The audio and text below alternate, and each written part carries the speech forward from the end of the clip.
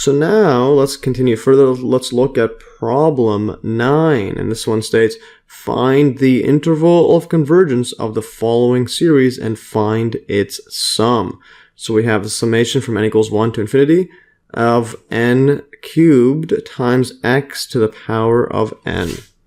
Alright, so let's take a look at the solution. And so solution, well, we can start with the following geometric series and differentiate. Basically, look at this geometric series here, x to the power of n. So if we do that, what we end up having is, we can do term by term differentiation. And again, that's using this summation of it. So let's just write this better. So if the summation from n equals 1 of x to the n, this is a geometric series. We're at n equals 1. We'll just have x to the power of 1. Well, actually, but let's start off with n to the 0, like this. So at n equals 0, we get x to the power of 0, that's just 1, plus x, then the next one, n is 1, x to the 1, plus x squared, plus x cubed, plus dot, dot, dot. And let's say we have absolute value, and then yeah, for this case we have absolute value of x is less than 1. Yeah, this is where it converges. Remember, for a geometric series. So absolute value of x is less than 1. That is the r. So let's say we have, this is our a, and then this part here is our r equals to x. So that means this whole sum is equal to a over 1 minus r. So it's a convergent geometric series for the absolute sum, absolute value of x is less than 1, where it converges like that. Like this, a equals 1 over r, and in this case equals to 1 over 1 minus x, like this. Alright, so that is what that geometric series is. But now we'll differentiate this whole series. So d over dx of the summation from n equals 0 to infinity of x to the n, this is equal to, well, we'll just take a derivative of the sum there. The sum is right there, equals to that. And this is of 1 over 1 minus x. This equals to, well, same thing as writing d over dx, just to make it easier to differentiate. 1 minus x to the power of negative 1. Alright, so we have this, and now if we solve this, we get, and we could also, this is the same thing as doing term by term differentiation, or doing the derivative of this inside function there, as per my earlier video on this. So it's the same thing as writing a summation from, write a better summation, infinity n equals 0 of dx to the n over dx. So that's just going to be, we'll take the n down, x, n minus 1, subtract the power. And now derivative of this one, do the same thing, bring the negative 1 down, bring the negative 1 down, and then we'll have 1 minus x, and then subtract a power, so minus 2, and then this, and then using chain rule, multiply by negative 1, like that. And then the negatives cancel, so we're left with a 1 over, and bring it down, 1 over x squared, like that.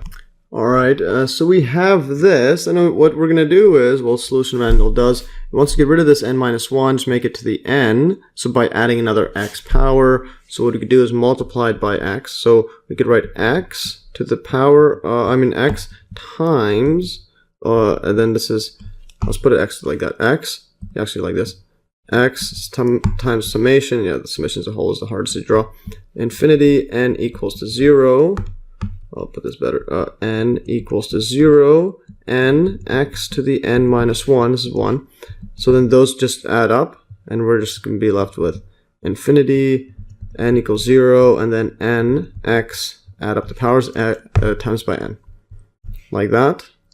And now this equals 2, and multiplied by x on top, so x over 1 minus x squared. Alright, so this is what we have now. Notice the difference. When we did that differentiation of that geometric series, we started off from this xn, and notice when you take the derivative, you bring that down. Then notice there's this is n cubed, and now we're going to have an n there, and we're going to do this again.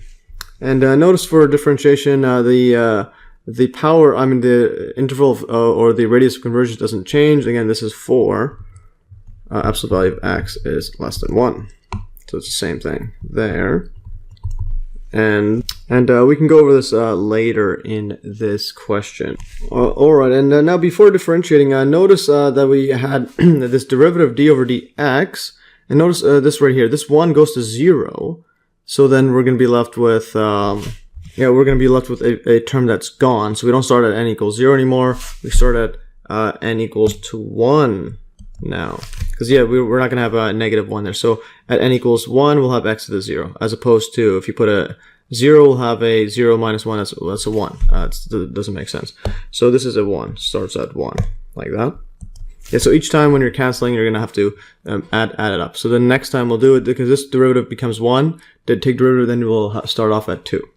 And yeah, start off at 2, again, depends on other changes we do. So anyways, going here, so differentiating again, this time using the quotient rule we have. So we're going to differentiate this again, and then, but this has a x over 1 minus x squared. So it's easier to use the quotient rule. So recall from my earlier video.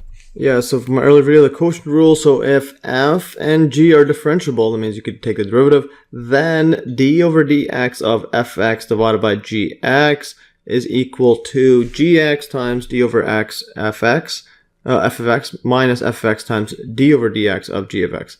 And then this divided by gx squared. In other words, we'll go with g times by f prime minus f times by g prime all over g squared. So yeah, so we alternate the derivatives on the top and then we square the denominator. Alright, so that's what we have. So let's start solving this. Alright, so let's go over here. So thus, let's put it thus just so it's away from that. So thus we have d over dx of summation from n equals to 0. Let's write this a bit better.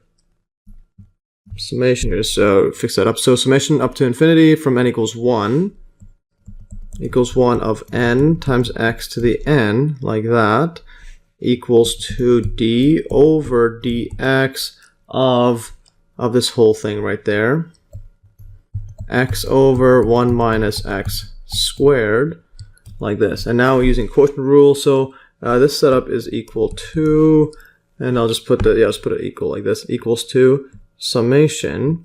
This becomes n, so x, bring it down, n squared times by x to the n minus 1, and we'll keep it like this, n equals 1 up to infinity. And we'll just keep that n equals 1 because there's no negative there.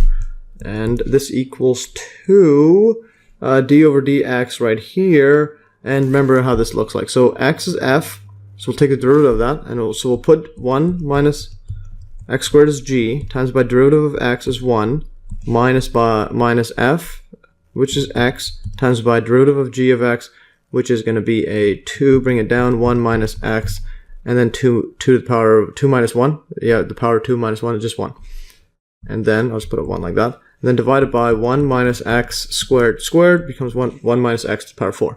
And then notice what we have here. We can do some cancellations. This can cancel with this. Yeah, so when we divide into it, that cancels. And then this, or actually instead of dividing it separately, we'll just cancel one of these. So we'll cancel this, becomes a 1. This becomes a 3, and then this whole thing cancels because it's 1 minus x, like that. So this equals to, well, multiply that inside, just 1, just it doesn't change anything, 1 minus x minus 2x. And also we forgot to do the, over here, the chain rule, negative x, so times it by negative 1 there. So that becomes a positive 2x, like that. Positive 2x, and this just changes the sign, like that, over 1 minus x cubed. And now we could just subtract this, so negative x plus 2x, that just becomes, well, x. And move that in front, so x plus 1 over 1 minus x cubed. And then similarly, we'll take this multiplied by x, so that we'll get rid of this negative 1 there. And notice that we have an n squared there now. Then we're going to have to differentiate again. So this is going to be x times it by, like this, summation from n equals 1 of n squared times by x.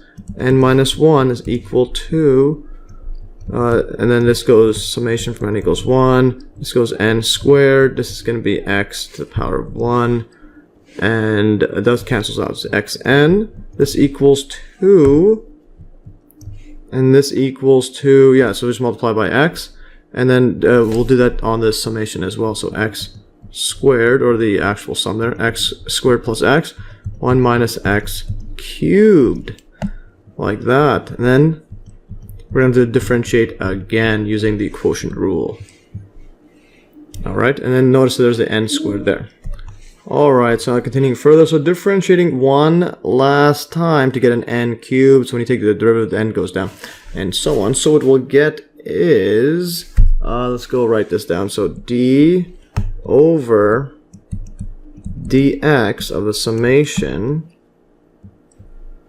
up to infinity from n equals 0. I mean n equals 1, not n equals 0. N equals 1. N squared x to the n is equal to d over dx, and then take the derivative of this one, x squared, yeah, plus x over 1 minus x cubed, all bracket like that. And then again using quotient rule again, and again first let's take derivative inside. This is equal to, I'll just put an arrow, or just put an equal sign here, equals summation, let's put a better summation, let's make it a bit more, one more try. Alright, that's decent. N equals 1, and this is going to be n, yeah, so that is, yeah, this x, and bring that down. So first we have n there, n to n squared, but then bring the n down, so that'll be n cubed, and then times by x, and then subtract the power xn minus 1. Now this equals 2, and again using the quotient rule. So what we'll do is, again, quotient rule, g of x times d, yeah, d over dx of fx, and then minus fx times g prime over there. So what we'll do is write g of x, 1 minus x cubed, times it by the derivative of fx, which is 2x plus 1. So bring the 2 down, subtract the power. Same thing for here. So we get that. And then minus f, like this, x squared plus x, I mean this fx, times by g prime. So derivative of g, again, always remember the chain rule. So this is going to be, bring the 3 down, it's going to be times by 3. I'll just put this in, remove this dot, let's put a 3 like this, times by 1 minus x to the squared, and then times it by minus 1. So the chain rule, then there's a negative x there, so multiply by, yeah, so the derivative of negative x is what, negative 1, so that's a chain rule. And then this is all divided by 1 minus x cubed squared, which is x to the 6. Alright, so let's do some cancellations. Notice there's the like terms 1 minus x, and then there's a cube. This is 1 minus x squared. So we can cancel this entire thing out, including the square. Whoops, let's do this a bit better, like that, and cancel this, and just leave the 1 there. And then this cancels, becomes a 4. So we cancel 2, 1 minus x. So in other words, 1 minus x squared, we cancel it all out. And then what we're left with is, yeah, is this. I'm just gonna, here, I'm going to just multiply this out inside. So this 1 multiplies by here, and then this one, and etc. So keep doing that out. So just expand it out. Also undo. Okay. So now we have all that. Now this is gonna be so 1 times 2x. That's just gonna be 2x. Then 1 times 1 is just 1 plus 1. And then we're going to have a negative x times 2x. That's going to be negative 2x squared. Negative x times 1. That's going to be negative x, like that. And then minus, well, there's a minus and there's a plus. I mean, there's a minus and minus, so it becomes plus. And then this 3 just goes in there. So 3x squared plus 3x. And then again, this is all divided by 1 minus x 4. So what this means is, well, let's just simplify this out. Let's look at the highest power, x squared. So we'll have 3x squared minus 2x. So we'll have this and this. that just becomes x squared. And now we'll look at the next one as x. So we'll have a 3x plus 2x is 4x. And then minus x is, the 3x plus 2 is 5, and then minus 1, that's 4. So this is plus 4x. And lastly, we're just left with this plus 1. Plus 1 there. And this is just going to be 1 minus x to the 4. And then likewise, we're going to multiply by x on both sides, get rid of this negative 1 there. So what we get is, so then put this all together, we get x times the summation up to infinity of, starting from n equals 1, of n cubed times by x, times by x to the n minus 1. So again, power of 1, there's a power of n minus 1, add those up. This equals 2, and then just do that. And this becomes our formula. Or this becomes the sum that we wanted to find. So n equals to 1 of n cubed x to the n, like that. This equals 2, and then just put an x over there. So this becomes x cubed plus 4x squared plus x, all divided by 1 minus x to the 4. And bold all this, and that's what we get. And again, this is for the radius of convergence. Absolute value of x is less than 1, like that. Alright, so now continuing further. So the radius of convergence is 1 because that is the radius of convergence for the geometric series we started with. And the geometric series is also a form of a power series, and the radius of convergence remains the same after differentiation or integration, as per my earlier video. So if the power series, the summation is Cn times x minus a power of n. So in this case, a is 0 for the geometric series, or our geometric series. And then those are just coefficients, and it has radius of convergence r is greater than 0.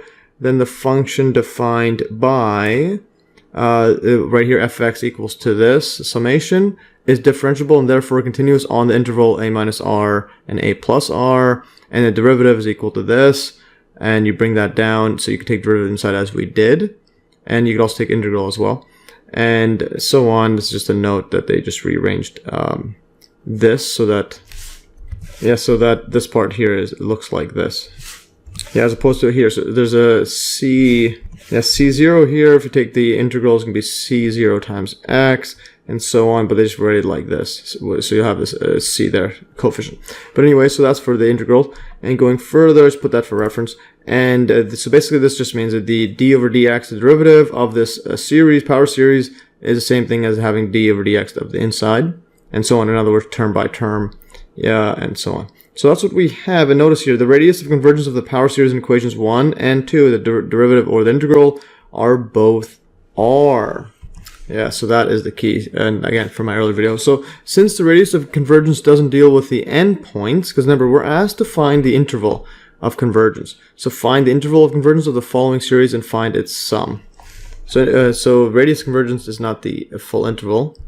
And so it's not necessarily the full interval, and again, so we have to do the endpoints separately. So since the radius of convergence doesn't deal with the endpoints, we have to determine convergence separately at the endpoints. So if x is equal to plus or minus 1, the series diverges by the test for divergence. And recall this for divergence from earlier video is just here.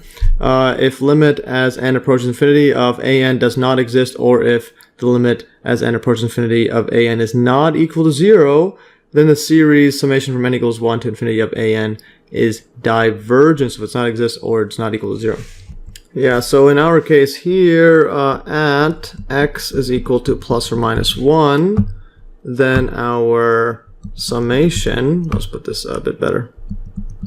So at this, at plus or minus 1, we have the summation.